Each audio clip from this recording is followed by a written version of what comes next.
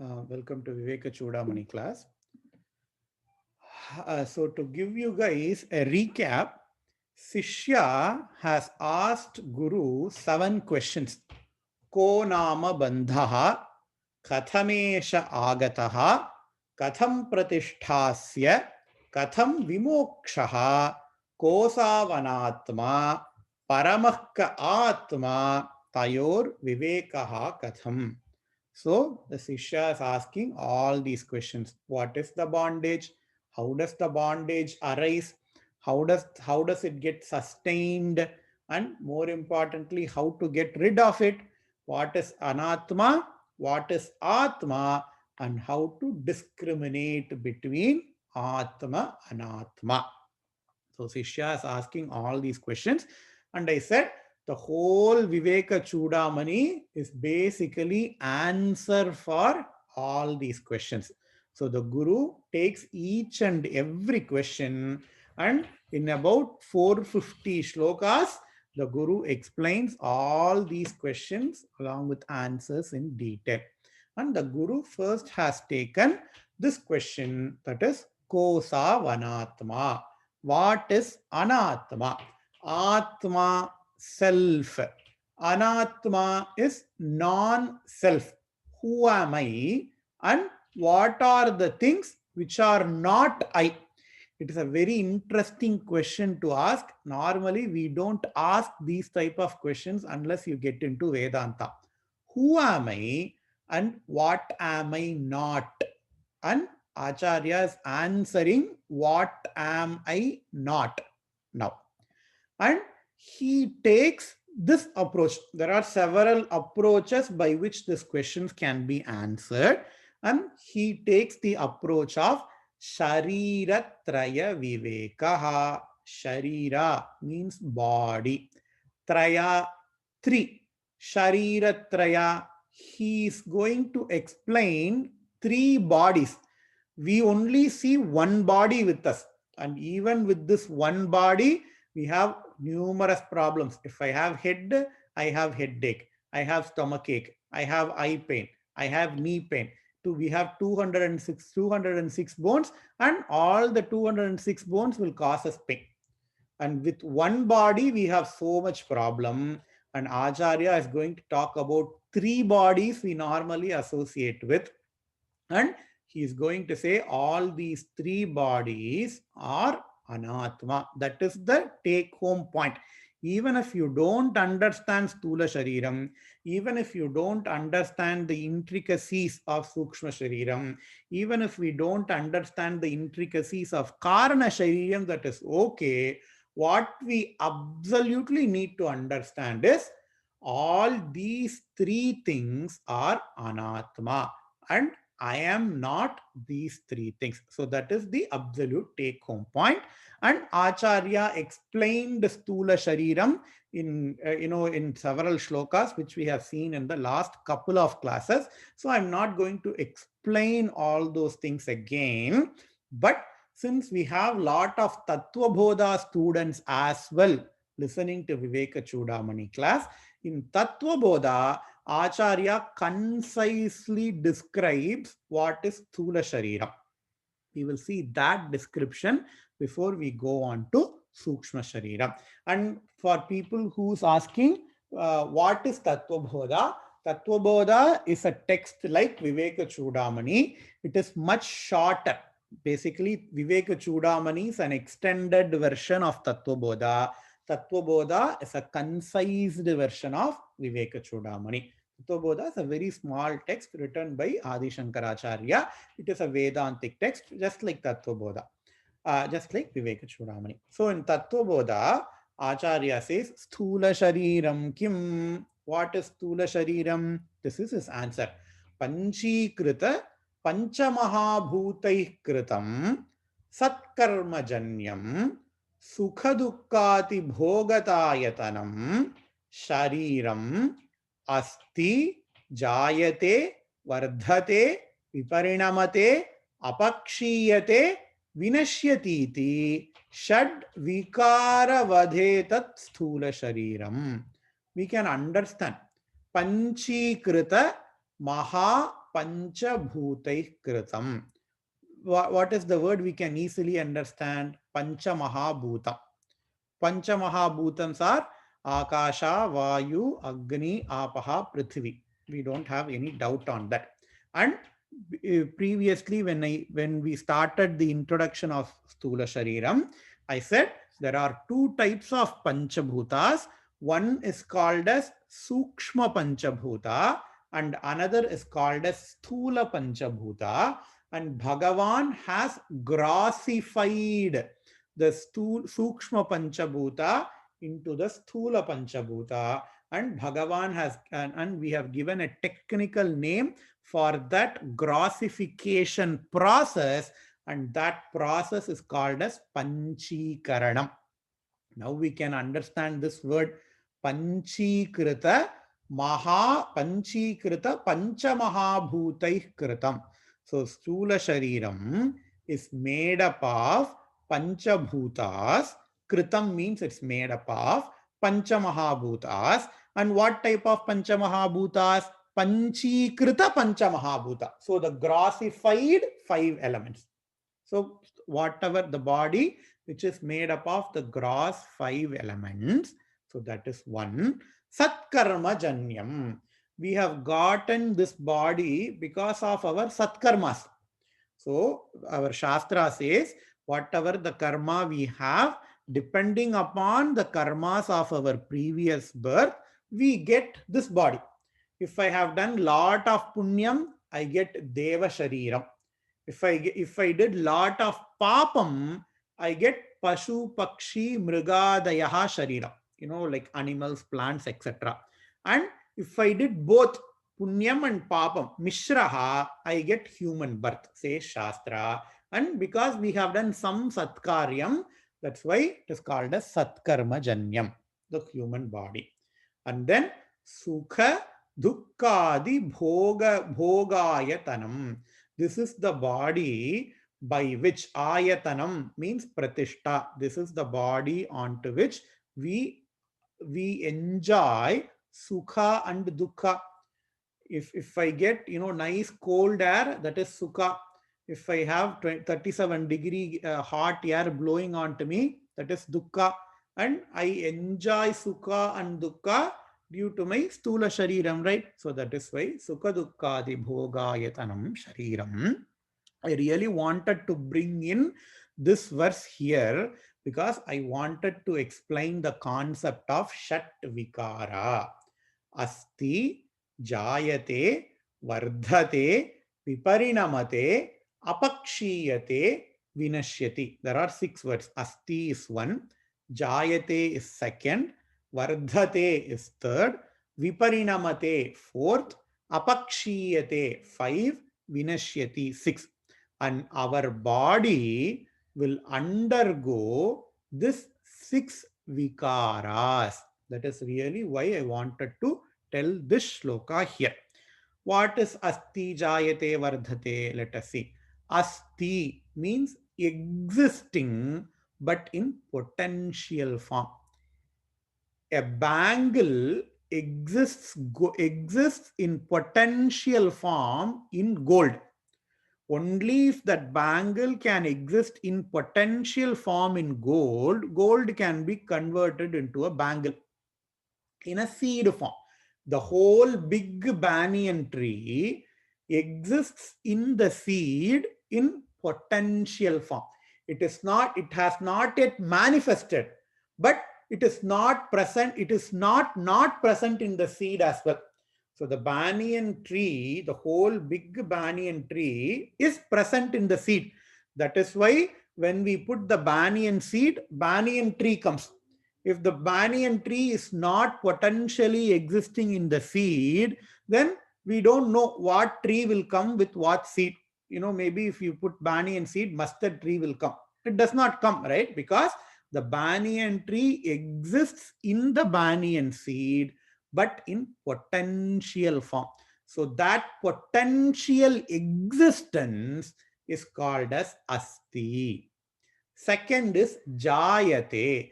Ja, to be born. Jayate is coming from unmanifest into manifestation. Getting manifested is called as jayate. All of our body has existed. Even according to science, the material with which our body is made is not created. The material with which our body is made always existed. Our body is mainly made up of carbon and water. The water, nobody has produced that water. Water exists, the carbon exists, but they all exist in potential form. And when we are born, the carbon and water, they come together, to bring our body into existence, and that process is called as jayate. So asti is existing in potential form. Jayate is the actual manifestation. The physical manifestation is called as jayate. Third is vardhate. Vardhate meaning growing. When we are little, we were very, very small. But then, so 1 month baby is very small. 1 year baby is little bit bigger than a 1 month baby. And 20-year person is going to be bigger than a 1 year baby, right? So vardhate means growing.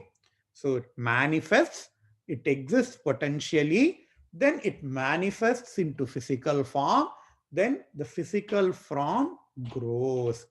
The fourth one is viparinamate. Viparinamate is called as transmutation. What is transmutation? A cuckoo and a butterfly. If we see the life cycle of a butterfly, the butterfly, it exists as a caterpillar. It is nowhere similar to the actual butterfly. But after some time, that caterpillar, it forms a cocoon, and then butterfly comes out of it, right? So it changes its structure. Vardate is just growth. Viparinamate is changing its form. And apakshiyate is decrease. So once we get old, our body is going to gradually lose its function, and vinashyati is completely death. So our body has got these vikaras called as Shat Vikaras. Because there are 6, it is called as Shat Vikara. Vikara Rahitaye Namaha. That is a name for Ambal called as Vikara Rahitaye Namaha. Avikaraye Namaha. Avikaraya Shuddhaya Nityaya Paramatmane. Vishnu Sahasranamam is there. Even Ambal has got Avikaraye Namaha, because Brahma Tattvam does not undergo these changes, but Anatma Vastu undergoes these changes, and our body also undergoes these changes. So these are the Sthula Shariram, the physical body. Now we are going into Sukshma Shariram, which is the subtle body.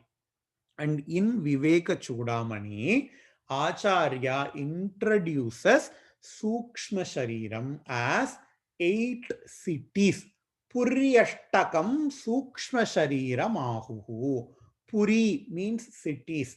Puri Ashtakam, 8 cities. Apparently, our Sukshma Sharira has got 8 components, and that's what Acharya says as Ashtapuri. What are those 8 cities? He says, वागादिपंच श्रवणादिपंच प्राणादिपंच अभ्रमुखानि पंच बुद्ध्यादि अविद्यापि च कामकर्मणि पुर्यष्टकम सूक्ष्म शरीर माहु. This is like one comprehensive shloka, very beautiful shloka that explains what are the components of the Sukshma Shariram. Don't worry, we are going to see each and everything in detail. Vagadi Pancha, that is the first component, 1. Shravanadi Pancha, that is the second city. Pranadi Pancha, that is the third city. Abhramukhani Pancha, that is the fourth city. Buddhyadi Pancha, Buddhyadi, we have to, Buddhyadi is not Pancha, but something that starts from buddhi, that is fifth city. Avidya picha, avidya is the sixth city, kama is 7, karmani is 8. So these are the 8 cities, as it were, that Acharya talks about in Vivekachudamani. It is little bit different than Tattva Bodha. So Tattva Bodha students, please don't get confused. Acharya is adding some extra things in Vivekachudamani than Tattva Bodha. That is why Vivekachudamani is called as an extended Tattva Bodha. Let us see each and everything in detail. And before seeing each and everything in detail, I need to explain to you what are indriyas and what are golakam. Because even in physical shariram, even in physical body, stula shariram, we saw about jnanendriyas and karmendriyas. In fact, I have lied to you. It's not a lie, but it is not a very accurate statement, but we normally use that interchangeably. I, I or ear. So let us take ear for example. Ear, whatever the physical attachment, that organ ear that we have, that is technically called as a golaka. It is not an indriya, but it is a golaka. Golaka means technical, it is a physical object. And eye, eye with cornea, with lens, with eyelid, that is golaka. Ear, that physical part of the body, ear, that is called as a golaka. Then what is indriya? Indriya is that capacity to see. So my physical eye is called as golaka, but netra indriya is the capacity to see. Those are two different things. It is very, very subtle. You have to, listen to the class. Physical thing is called as golaka, but the capacity, the seeing faculty is called as indriyas. So that we have to be clear. And whatever that is present in stula sharira, that are called as golakas. They are not indriyas. In sukshma sharira, we have got actual indriyas, that is the physical capacity to do things. So let us see the example. Vagadi pancha, Shravanadi pancha. Acharya says these are the two puris. And when I say 8 components, some of the components are basically a group of things. Vagadi pancha. Pancha means 5. So Vagadi pancha means there are 5 things that starts with vak. Vak means mouth. So what are the 5 things that starts with mouth? We see karmendriyas are 5 things: mouth, hands, legs, genital organs, and excretory organs. These are called as pancha karmendriyas. The physical mouth is called as golaka, but the capacity to speak is called as mouth indriya. The physical hand is a golaka, but the capacity to slap someone is my hand indriya. The physical leg is called as golaka, but the capacity to move from one place to another is called as my leg indriya.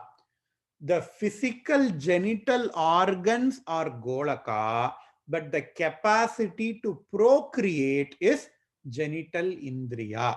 The physical excretory organs are golakas, but the capacity to do the excretory function is called as excretory indriyas. Okay. In the same way, we have 5 jnanendriyas as well. What are the jnanendriyas? Shravanadi pancha. Shravana means to listen. So ear, skin, eyes, tongue, nose. These are the 5 jnanendriyas. My physical ear is golaka, but then capacity to hear is the ear indriya. My physical skin is golaka, but the capacity to feel somebody's touch is the indriya. My physical eye is the golaka, but capacity to see is my eye indriya, netra indriya. My physical tongue is golaka, but capacity to taste is the tongue indriya. My physical nose is golaka, but capacity to smell is nose indriya. So Vagadi Pancha, Shravanadi Pancha are five karmendriyas and five jnana indriyas. So these are the five plus five indriyas, and these are the two cities. Okay, now I really have a problem in differentiating between these two things. Can you give me an example? Yes, a person who is born normally, but for some unfortunate reason, say he got a paralysis attack. So he was born normally, but after some point of time, he has got a paralysis attack. He cannot move his hands, let us say. His hands are there. His golaka is still there, but it is not working. But he has lost his capacity to move things. So Indriya and Golaka are two different things. My Golaka is there, but now I cannot move. In the same way, when we are sleeping, my body is not losing my hand, but in my sleep, I cannot move my hand. So my capacity to move is there, but it's just that my Indriya, my Golaka is not working when I'm sleeping. So that is how we differentiate between the Indriya and Golaka. Because we are going to see all the Sukshma is related with our dream. In my dream, I can hear, but I don't hear with my physical ears. In my dream, I see objects, but with what eyes? I'm not using my physical eyes. I'm not using the Golaka eye, but I'm using my Indriya eye. Only because I have the capacity to see, I can see objects in my dream. Only because I have capacity to hear, I can hear things in my dream, but in my dream, I'm not using my Golaka, but I'm using my Indriya. So this is how we differentiate between these two things. I can give you even more one example. My ear will work very perfectly until my wife is asking me to clean the house or do the dishes. My Golaka ear will be there. But when she says, hey, do vacuum or do the dishes, my Golaka is there, but I'm just not listening. So, it happens to us all the time. We will be looking at an object, we will be looking at a person, our eyes will be wide open, and we know that person before, but we just won't recognize it. Our Golaka is open, but our Indriya is not working. The Golaka is not backed up by the Indriya because we are preoccupied with something else. So the distinction between Golaka and Indriya exists. It is a very subtle difference, and that's what the capacity to do things is what Shastra says as Indriya. So Vagadi Pancha, Shravanadi Pancha.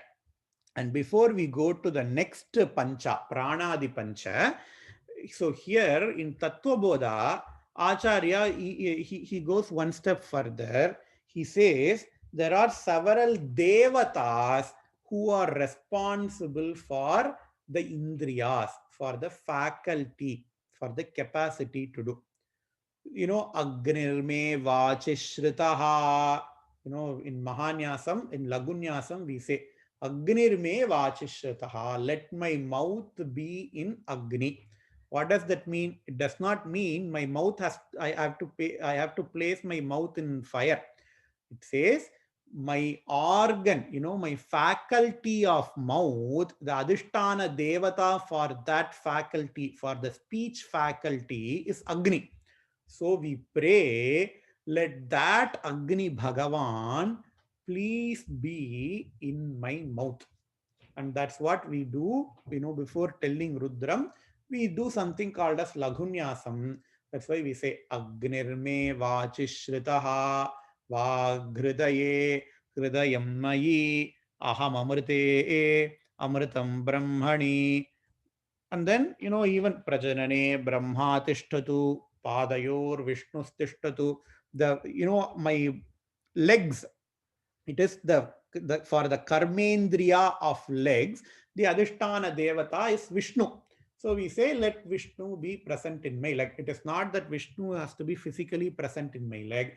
We say, let Vishnu bless my organ of moving. Let Vishnu bless my capacity to move. That is what we pray in Lagunyasam. So all the list, which devata, who is the adhipati of which indriya, Acharya gives a beautiful list in Tattva Bodha. In Vivekachudamani, he is not focusing on that aspect. I just wanted to tell that before we move on to further topic. So Vagadipancha, Shravanadipancha, we have understand the capacity to do karma and capacity to get input knowledge. Karmendriya, Jnanendriya. And then what is the next group? Pranadipancha. We know pancha prana, for parisesanam we do prana yasvaha, apana yasvaha, vyana yasvaha, udana yasvaha, samana yasvaha. So these are energies, because all these things are sukshma sharira vastu. We really don't have translations for all these things, because all the other languages, they don't have the concept of sukshma shariram at all. So that is why we have very hard time explaining what is it, and very hard time understanding what the sukshma sharira is. So Shastra says there are something called as pranas.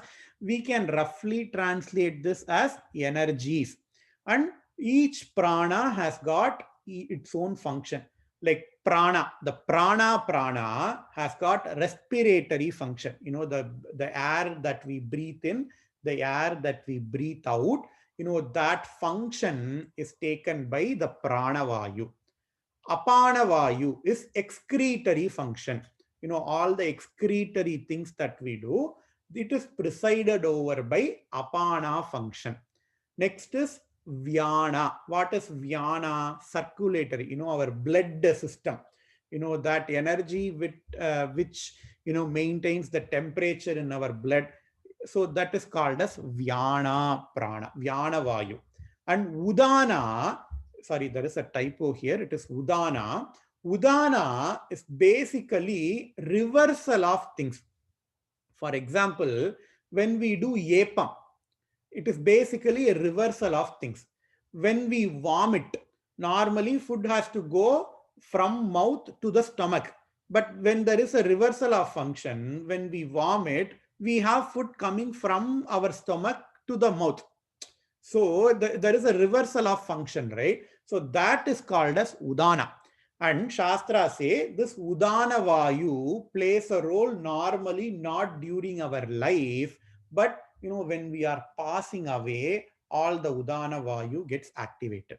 And Samana is the digestive function. The food that we eat, Shastra says there is an Agni in our stomach called as Jataragni, which basically assimilates all the food that we give, and that digestive power is called as Samana Vayu.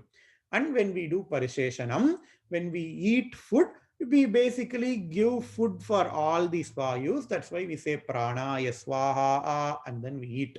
We eat 2 or 3 parikais of food.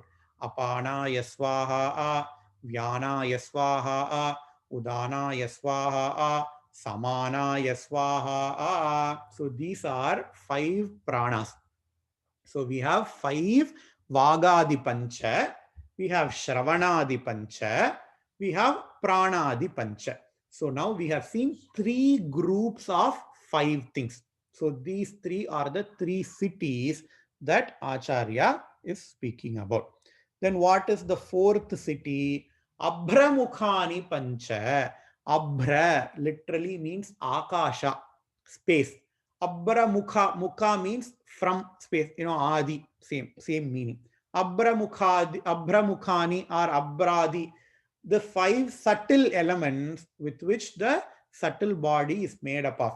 Akasha, Vayu, Agni, Apaha, Prithvi. So these are the 5 elements. of nature, but not the Sthula Panchabhutam, but the Sukshma Panchabhutam. So these five groups of these five subtle elements, the Sukshma Panchabhutas, also form our Sukshma Shariram. So we have seen four groups till now. And next is Antakaranam. So Acharya introduces Antakaranam, and that is what is told as Buddhyadi. So if we see the shloka, Vagadi Pancha we have seen, Shravanadi Pancha we have seen, Pranadi Pancha we have seen, Abhramukhani Pancha, the five elements we have seen, and now we have to see the Buddhyadi. And that's Buddhyadi is technically called as Antakaranam. So here Acharya talks about four things. All the Pranadi Pancha, they all have got five things. But now Buddhyadi, the group that starts with Buddhi, has got only four things in it. What are those four things? Nirgatentakaranam manodhihi ahankritischitamiti swavruddhibihi. What are those four things? Mano, dhihi, ahankritihi, chittam. So all these four things collectively called as antakaranam. Antakaranam, again, we cannot translate this completely, but if you need a translation, we can roughly translate it as inner organs. Antaha means inner. Karanam means organ. Inner organ. It is a very rough translation. Actually, so people, they don't like to use this translation because it is inaccurate. So let us use Antakaranam as Antakaranam, just as Antakaranam. So what are the components of Antakaranam? Manaha, Dhihi, Ahankritihi, Chittam. What is Manam? What is Dhi? What is Ahankriti? And what is Chittam? Acharya says in the next line. Manastu Sankalpa Vikalpanadibihi Buddhif Padarthyavasaya Dharmataha. Manaha, Manastu Sankalpa Vikalpanadibihi. That faculty which always doubts things, which is connected with our emotions, that is called as manaha. So ahankaram, it is just one organ, but it has got four different, you can see it from four different point of view. So antakaranam, it is one organ, but we are seeing it from four different point of view. If that antakaranam performs the function of doubting, antakaranam is called as manaha. If that antakaranam performs the function of questioning things, to trying to understand things as it is, and that part of antakaranam is called as buddhihi. Dhihi means buddhihi. Buddhihi padarthadyavasaya dharmataha. Padarthadyavasaya dharmataha. Padarthaha means objects. Trying to understand objects as it is, that is called as buddhihi. And buddhihi can also be called as dhihi. That is why in the shloka, in the original shloka, it is said as nigadyenta karanam mano dhihi. And incidentally, we are praying for dhi in the Gayatri mantra. What are we praying? Dhiyaha yaha naha prachodayat. Please sharpen my intellect. Dhi can be roughly translated as intellect. We want to sharpen our intellect. Hey Bhagavan, please kindle my intellect. That is the prayer in Gayatri mantra. Why? Because intellect helps us to see things as it were. எப்பொருள் எத்தன்மை தாகினும் அப்பொருள் மெய்ப்பொருள் காண்பதறிவு, says Thiruvalluvar in Thirukkural. So buddhi is what which helps us to do that. And buddhihi padarthadhyavasaya dharmataha. Then what is ahankaram, ahankriti, and what is chittam? We will see. Atrabhimanada atrabhimanadahamityahankritihi. Ahankaram means ego, the I-ness, that with which we identify ourselves. That is called as ego. Normally, when we say ego, it has got a negative connotation. People say you should not have ego. That is different. Here, ego is called as I-ness. I exist. We always have that consciousness. Who am I? Whatever the thing that we identify ourselves with is called as ego, and in Shastras, it is called as ahankaram. Ahankaram, what is ahankaram? Ahamkaram. Aham means I. Ahamkaram, the notion of I is called as ahankara. And the fourth thing is called as chittam. Swarthanusandhana gunena chittam. That which illuminates everything is called as chitta. What is meant by that which illuminates everything? It is a very, very interesting concept. We say light illuminates objects around us, right? So light illuminates objects around us. What does that mean? If we have light, then we can see everything that is around us. So that is called as light. So that is the meaning of light illuminating objects around us. Then I'm going to ask you a very interesting question. Do you perceive darkness? If all the lights are off, it is dark. And we perceive darkness. How do we perceive darkness? If I perceive my cell phone that is in front of me, I perceive that cell phone because light literally falls on the cell phone and light get reflected from that cell phone, and that light reaches my eyes, and that is why I see that there is a cell phone. But what about total darkness? How do we perceive dark? Because we know darkness exists.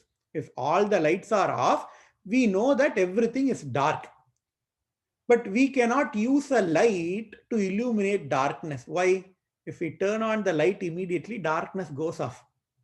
So, light illuminates everything except what? Darkness. And according to Shastra, Chittam is that thing which really illuminates everything, including darkness. It is a very beautiful concept. You have to think it through over again. Like it is not going to, click to you the first time you are listening. Light illuminating things, because light falls on those things and then it falls onto my eyes, everything is fine. But how is darkness illuminated? Darkness is illuminated because there is an observer. In fact, we are not using any sense organs to see the darkness. We have eyes, but nothing is falling on the eye. Absence of everything is darkness. In fact, it is chittam which illuminates everything, including darkness. And that is why in Shastra, in several shuktams, you always be hearing this word tamasaf parastat, things like that. So tamaha is darkness. Tamasaf parastat means literally that which illumines darkness. And that is called as chittam. So we have four things which comes under antakaranam, which are manaha, buddhihi, ahankaraha, chittam. And all these four things are one of the 8 puris. So now we have seen 5 out of 8. What have we seen? We have seen the karmendriyas, vagadi pancha. We have seen jnanendriyas, shravanadi pancha. We have seen the five pranas, pranadi pancha. We have seen the five subtle elements, abramukhani pancha, and we have seen antakarana that starts from buddhi. So buddhyadi we have seen. We still have three more things to see: avidya, kama, karmani, in order to understand the subtle body completely, which we will see in the next class. Harihi Om. Purnamadah Purnamidam Purnat Purnamudachyate Purnasya Purnamadaya Purnamevavasishyate. Om Shanti Shanti Shanti. Shri Gurubhyo Namaha. Harihi Om. Okay. So let's end here.